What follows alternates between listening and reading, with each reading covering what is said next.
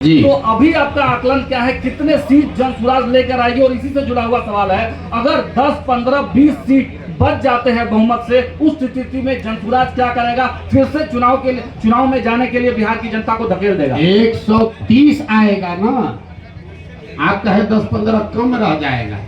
हमने 15 बढ़ा दिया और पहले इंटरव्यू में तो बहुमत से 15 ज्यादा है, बहुमत से 15 ज्यादा आएगा तो भी उसको हम अपनी हार मान लेंगे और आपको मौका दे देंगे कि बना लीजिए।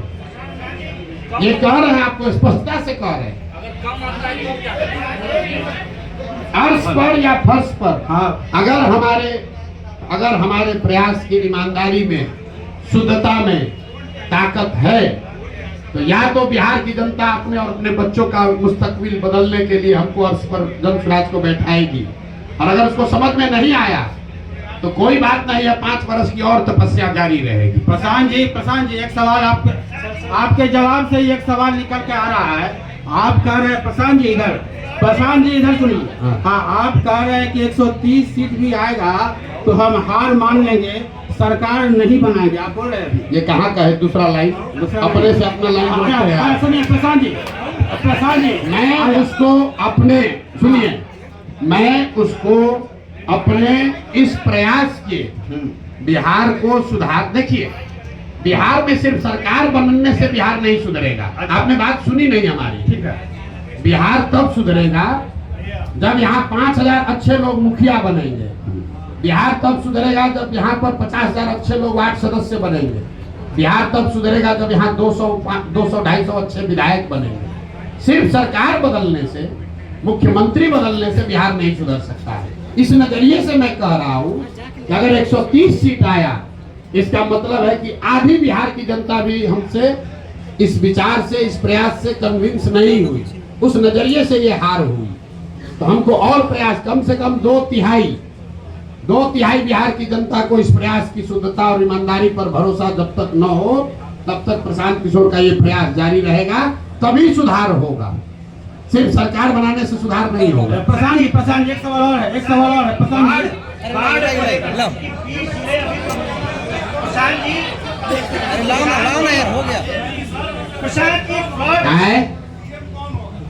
देखिए, हमने जो शुरुआत किया तो आपको बताया कि दल होगा, तो आप कहे कौन होगा? हम बोले जन स्वराज होगा।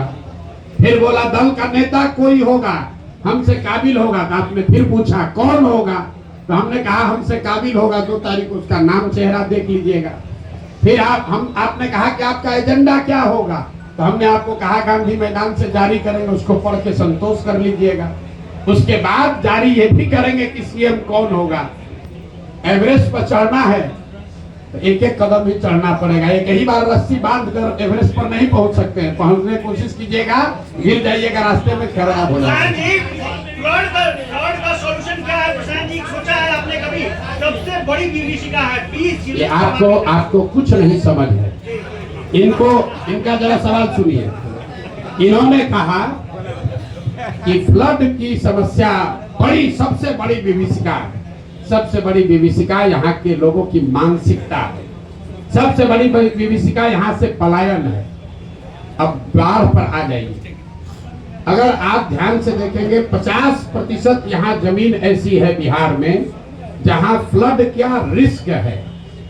30% जमीन ऐसी है जहाँ परमानेंट जल जमाव है, और करीब 25 से 27% ऐसी जमीन है जहाँ सूखा है।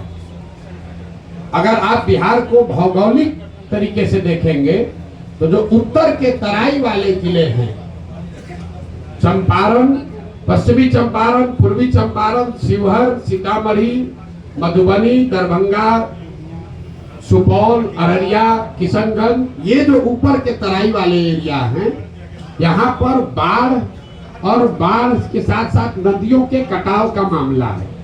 जो मध्य के जिले हैं, गोपालगंज, सिवान, छपरा, वैशाली, समस्तीपुर, खगड़िया, बेगूसराय, इन जिलों में जब आप चलिएगा गांव-गांव, तो आपको बाढ़ से ज्यादा जल जमाव की समस्या दिखेगी। हर पंचायत में, प्रखंड में हजारों एकड़ जमीन ऐसी है जहां पानी परमानेंट लगा रहता है। और जब गंगा के आप दक्षिण में आते हैं, जिसको आप दक्षिण बिहार कहते हैं, यहाँ पर सूखे की समस्या है, पानी नहीं पहुंच रहा है।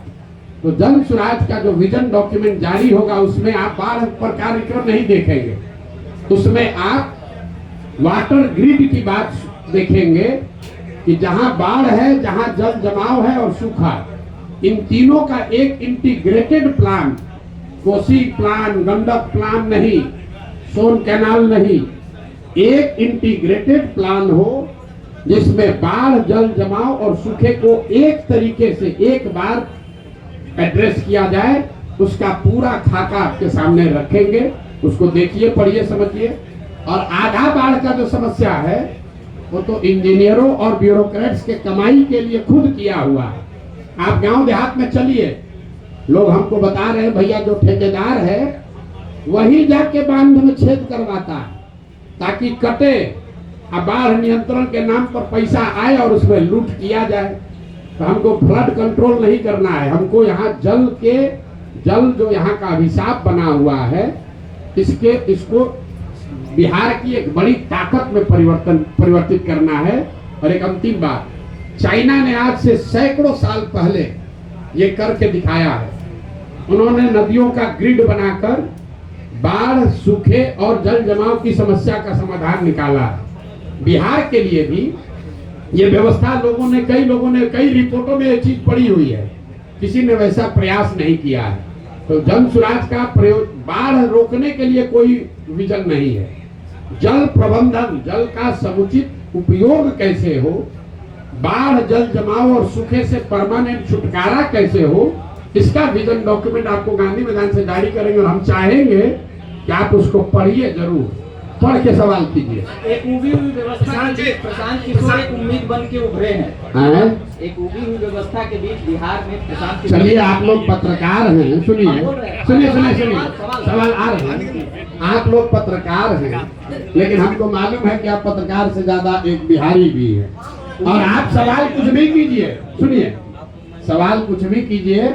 यहाँ बैठा हुआ कोई ऐसा बिहार का बंदा नहीं है जिसके दिल में ये आस नहीं है कि शायद अगर हो जाए तो बहुत अच्छा है। आप सवाल कर रहे हैं, लेकिन दिल में हमारे लिए प्रार्थना कर रहे हैं जन स्वराज के लिए कि भैया अगर ये हो जाए, क्योंकि एक अंतिम बात सुन लीजिए, बिहार की जनता तो परेशान है, ये है पत्रकारों की जो दुर्दशा है। आपकी हालत तो वो है कि आप अपना दर्द लिख भी नहीं पा रहे हैं। कम से कम बिहार के जनता का दर्द तो कोई लिख रहा है, आप बता रहे हैं, लेकिन आपका दर्द तो आप बता नहीं पा रहे कि आपके बच्चों की क्या दशा है, आपकी सुरक्षा को लेकर क्या हालत है। काम में बात हो रहा है, आप सवाल पूछिए। तो सबसे ज्यादा पत्रकार लोग चाह रहे हैं, जैसे समाज का हर वर्ग चाह रहा है वैसे पत्रकार भी चाह रहा है कुछ सुधार हो। आई जो सरप्राइज पैकेज है, हम जो कह रहे हैं कि बहुत सारे लोग ऐसे आपको जन स्वराज में दिखेंगे जिसको आपने सोचा नहीं था कि भी राजनीति में आ सकते हैं, तो उसमें पत्रकार लोग भी शामिल है। बिहार में कितना पत्रकार राजनीति में आने जा रहा है आपको पता नहीं है। प्रशांत जी, महात्मा गांधी का मेरा सवाल पूरा नहीं, महात्मा गांधी जी का तस्वीर लगाए हुए हैं, विचारों पर चलने की बात करते हैं, और ये नशा मुक्ति उनका महत्वपूर्ण ये बातें थी। शराबबंदी पर आपका बयान आया था, खूब वायरल हुआ है कि शराबबंदी को हटा देंगे, उसमें सुधार की बातें नहीं की और उसको सीधे तरीके से गांधी को आप कितना पढ़े लिखे समझते हैं? गांधी जी ने यही बात, ये महत्वपूर्ण है, समझ लीजिए। शराब नशा मुक्ति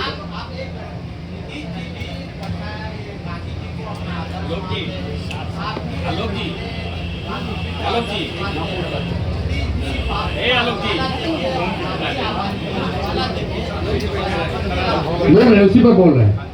पहली बात कि जितने लोग भी यहाँ गांधी के नाम पर शराबबंदी की पर सवाल कर रहे हैं, गांधी जी ने शराबबंदी को, नशा मुक्ति को सामाजिक प्रयास के तौर पर बताया है। गांधी जी ने ये नहीं कहा कि कानून बनाकर शराबबंदी लागू किया जाए।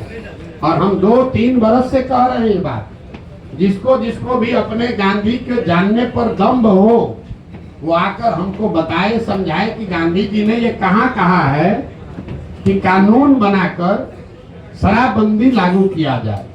दूसरी बात, शराबबंदी के अगर मान लो कुछ फायदे हैं भी, मान लो एक बार को, तो शराबबंदी लागू होगा तब ना फायदा होगा। बिहार में शराबबंदी कहाँ है?